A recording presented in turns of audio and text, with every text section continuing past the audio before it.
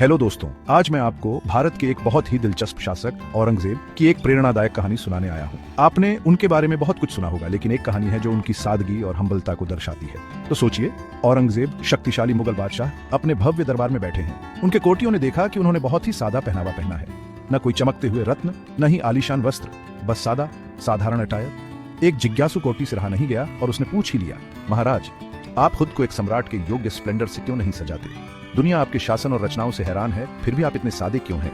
औरंगजेब धीरे से मुस्कुराए और बोले, मैं भले ही राजा हूँ, लेकिन मैं खुद को सिर्फ भगवान का एक विनम्र सेवक मानता हूँ। सच्चा आनंद और संतोष अस्थायी विलासिता और भव्य पोशाक से नहीं मिलता, वे सादगी, आत्मसंयम और धार्मिकता में निहित हैं। फिर उन्होंने पानी से भरा एक साधारण बर्तन उठाया और अपने कोटियों को दिखाया। खुशी और संतुष्टि एक साधारण जीवन में मिलती है। हम जितना सरल जीवन जीते हैं, उतना ही बेहतर तरीके से हम अपने कर्तव्यों को पूरा कर सकते हैं।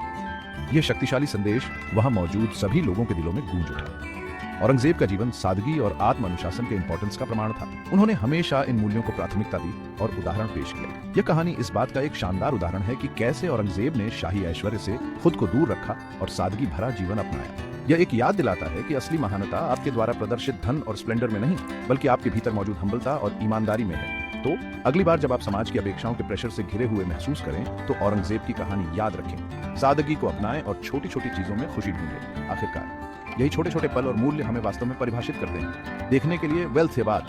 अगर आपको यह कहानी प्रेरणादायक लगी हो तो ऐसे ही और भी अद्भुत ऐतिहासिक किस्सों के लिए लाइक, शेयर और सब्सक्राइब करना ना भूलें।